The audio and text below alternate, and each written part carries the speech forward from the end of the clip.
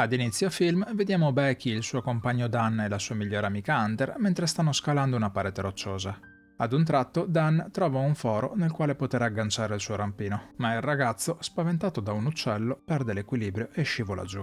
Rimasto impigliato nella corda, prova in qualche modo ad ondolarsi per raggiungere la roccia, ma la fune poco dopo si spezza e Dan precipita di sotto. A distanza di un anno dall'incidente, Becky è ancora devastata. Mentre si trova in un bar, chiama il numero di Dan per sentire ancora la sua voce registrata in segreteria. Quella sera, fuori dal locale, trova il padre ad attenderla. James le dice di essere preoccupato per lei e vedendo che la figlia è ubriaca, si offre di darle un passaggio a casa. Becky lo ignora, ma quando sta per entrare in macchina, James le strappa via le chiavi. Poco dopo, allontanandosi a piedi, dice al padre di lasciarla in pace e che non ha bisogno del suo aiuto. Più tardi quella notte, Becky chiama nuovamente il numero di Dan, ma questa volta un messaggio la avverte che il numero è stato scollegato. Decisa a togliersi la vita, si prepara ad ingoiare una grossa quantità di pillole, ma proprio in quel momento riceve una telefonata da Hunter. Poco dopo, l'amica si presenta a casa sua, dicendole che James l'ha chiamata in cerca di aiuto. Per provare a scuoterla, le propone di scalare una torre televisiva e per convincerla le dice che una volta arrivata in cima potrà gettare le ceneri di Dan, così da mettersi alle spalle quanto successo e andare finalmente avanti con la sua vita.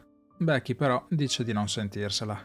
Tuttavia, la mattina dopo ha un ripensamento. Ricordando alcune parole di Dan sul non aver paura di vivere, dice ad Hunter che scalerà la torre insieme a lei. Vediamo quindi le due amiche mettersi presto in viaggio. La sera arrivano nell'area della torre e si fermano ad una tavola calda per mangiare. Hunter le insegna un trucco per ricaricare il telefono con una lampada e le rivela che grazie all'attività di influencer ora riesce a finanziarsi tutti i suoi viaggi. Le due amiche del ristorante intravedono la torre, che a quanto pare è la quarta struttura più alta degli Stati Uniti. La mattina dopo le ragazze si rimettono in marcia e mentre guida Hunter fa un video per i suoi followers. Arrivate ad un cancello, sono costrette a proseguire a piedi. Camminando, trovano degli avvoltoi che stanno divorando il corpo di un coyote e Hunter ne approfitta per fare altre foto da postare online. Ormai vicinissime alla torre, Becky inizia ad avere dei ripensamenti, ma Hunter la convince ad affrontare le sue paure e ad andare avanti. Iniziano quindi la scalata della torre. La struttura è completamente arrugginita e come se non bastasse, la scala è instabile e molti bulloni sono allentati. Dopo i primi 300 metri si fermano a rifiatare e osservando il panorama Hunter le dice che hanno appena raggiunto l'altezza della Tour Eiffel. Raggiunto l'ultimo tratto della torre, Becky è terrorizzato dall'altezza e dal forte vento. Ora devono salire gli ultimi 60 metri con una scala arrugginita e traballante che sembra essere messa in condizioni ancora peggiori rispetto a quella che hanno appena usato. Le due amiche, tuttavia, nonostante qualche difficoltà, arrivano in cima e ammirano il panorama. Hunter fa un video per la sua pagina social e utilizza anche un drone per fare delle riprese migliori. Avida di like, decide di scattare delle foto sospese sul bordo della piattaforma e convince anche Becky a fare lo stesso, dicendole che quello è l'unico modo per scacciare le sue paure. Successivamente si prendono un momento per spargere le ceneri di Dan e le due per un po' si lasciano andare alla commozione. A questo punto decidono di tornare indietro e dopo aver collegato le rispettive imbracature, Becky va per prima. Non appena inizia a scendere però, la scala si stacca dalla struttura e Becky cade nel vuoto. Fortunatamente, aggrappandosi alla torre, Hunter riesce a tenere il peso dell'amica e un po' alla volta la ritira su. Resesi conto di aver scampato la morte per un soffio, si lasciano andare ad una risata isterica. Tuttavia, il loro sorriso scompare quando si rendono conto che la scala è crollata del tutto e adesso non possono più scendere. Il telefono non ha ricezione e a peggiorare le cose vedono che il drone e l'acqua sono caduti sulla parabola sotto di loro. Ispezionando la cassetta metallica attaccata alla torre, trovano un binocolo ed una pistola lanciarazzi, ma prima di usarla decidono di aspettare che faccia buio. Hunter nota il taglio sulla gamba di Becky e le fa un bendaggio di emergenza utilizzando la sua camicia. Più tardi, ricontrollando il telefono, Hunter vede che la foto del coyote è stata postata e si convince che ad una certa altezza ci deve essere segnale. Dopo aver preparato un messaggio di aiuto, cala il telefono con una corda, sperando che il messaggio venga inviato. La cosa però non funziona. Tuttavia, sicure che a terra ci sia segnale, decidono di far cadere giù il telefono. Lo mettono quindi all'interno di una scarpa, imbottendola con dei calzini e il reggiseno di Hunter, in modo che non si danneggi nella caduta. Poco dopo vedono un uomo sotto la torre e il suo cane trova la scarpa con il telefono distrutto. Le ragazze provano ad attirare la sua attenzione gridando e lanciando anche le scarpe di Becky, ma non riescono in nessun modo a farsi notare. L'uomo in seguito si dirige verso un camper lì vicino e le ragazze vedono che c'è anche un'altra persona insieme a lui. Decidono quindi di aspettare che sia abbastanza buio per utilizzare la pistola lanciarazzi e assicurarsi che vengano viste. Tramontato il sole, fanno il loro tentativo e utilizzano anche la luce del telefono per attirare l'attenzione su di loro. I due uomini finalmente le notano, ma notano anche l'auto di Hunter e anziché aiutarle decidono di rubare la macchina. Le due amiche sono completamente demoralizzate. Ora hanno bisogno di trovare un'altra soluzione e nel frattempo iniziano ad essere disidratate e affamate.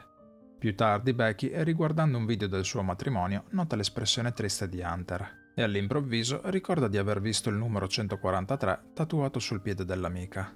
Quel numero era un codice utilizzato da Dan per scrivere ti amo a Becky. Interrogando Hunter scopre che i due hanno effettivamente avuto una relazione segreta per diversi mesi. Nonostante le scuse di Hunter, Becky rimane in silenzio senza aggiungere altro. La mattina seguente si rendono conto che ormai sono passate troppe ore da quando hanno lanciato a terra il telefono e capiscono che si deve essere rotto con l'impatto al suolo. Essendo estremamente assetate, Hunter ad un certo punto decide di scendere a recuperare lo zaino con l'acqua e dopo aver assicurato la fune intorno alla torre inizia a calarsi. La fune però è leggermente corta e dopo essersi sganciata dal moschettone inizia ad ondolarsi per poi lanciarsi nel vuoto e atterrare sulla parabola. Dopo essersi dissetata, utilizza il bastone del selfie per agganciare lo zaino alla fune e si lancia nuovamente nel vuoto per aggrapparsi anche lei e tornare su con l'aiuto di Becky. Hunter all'improvviso scivola, ma cadendo riesce fortunatamente ad afferrare lo zaino. Lo sfregamento della fune le provoca delle gravi abrasioni sulle mani e Becky è costretta a tirarla su usando tutte le sue forze. Più tardi le ragazze hanno un'idea e dopo aver scritto un messaggio di aiuto su un pezzo di carta utilizzano il drone per trasportarlo al motel. La batteria però è quasi scarica e arrivato a metà strada sono costretta a farlo tornare indietro. Quella notte Becky ha un incubo e sogna degli avvoltoi che divorano il corpo di Hunter. La mattina dopo Becky si ricorda del trucco che aveva usato Hunter per ricaricare il telefono e si arrampica sulla punta della torre per utilizzare la presa della luce con il drone. L'attacco purtroppo non è preciso e Becky è costretta a mantenere una pressione costante perché ci sia un passaggio di corrente. Nonostante il caldo torrido e gli avvoltoi che provano ad attaccarla costantemente, Becky alla fine riesce a ricaricare completamente la batteria. Provano quindi a utilizzare nuovamente il drone, ma poco prima di riuscire a raggiungere il motel un tir lo investe e il conducente purtroppo non si accorge di nulla. Becky inizia ad essere sempre più delirante per via della disidratazione e della fame. In un ultimo disperato tentativo chiede ad Hunter di darle l'altra scarpa per buttare giù anche il suo telefono e mandare un altro messaggio di aiuto. Tuttavia veniamo a sapere che in realtà sono ore che Becky è in preda alle allucinazioni e che la persona a cui sta parlando è solo frutto della sua immaginazione. Hunter, dopo essere scivolata, non è riuscita ad aggrapparsi allo zaino, ma è precipitata sulla parabola e in seguito è morta dissanguata. Becky aveva semplicemente tirato sulla corda, recuperando solo lo zaino. Quella notte riesce a resistere ad un temporale e registra un videomessaggio per il padre in cui si scusa di aver rifiutato il suo aiuto. La mattina seguente Becky viene svegliata da un avvoltoio che la sta attaccando. Utilizzando le ultime forze rimaste riesce ad afferrarlo per il collo e ad ucciderlo, e per sopravvivere decide di mangiarselo. Dopo aver recuperato un po' di energie inizia a calarsi sulla parabola su cui si trova il corpo di Hunter. Scrive un ultimo messaggio di aiuto al padre e lo infila nella scarpa dell'amica. Per attutire ulteriormente la caduta, decide di utilizzare il corpo di Hunter, già mezzo divorato dagli avvoltoi, e infila il telefono all'interno del suo stomaco. Becky quindi spinge giù il cadavere in modo che il messaggio possa essere inviato, e poco dopo vediamo che James riceve il messaggio. Quando il padre arriva alla torre, trova che i soccorsi sono già lì. Mentre vede il corpo di Hunter che viene portato via, teme che sia quello di sua figlia. Tuttavia scopre che Becky è già stata portata in salvo e nella scena finale la vediamo correre tra le sue braccia.